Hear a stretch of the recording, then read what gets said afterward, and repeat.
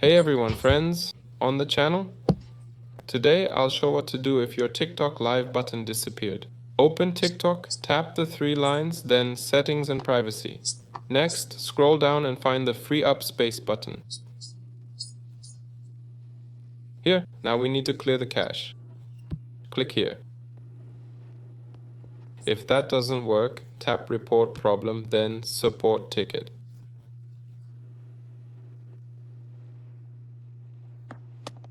Okay. Select Live and describe your issue. Got it?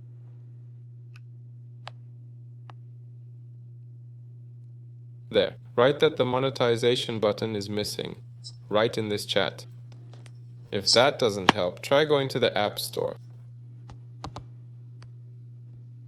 Find TikTok and check for updates like I'm doing. Also, make sure you're following all the rules correctly. You need over 1,000 followers for the button to appear.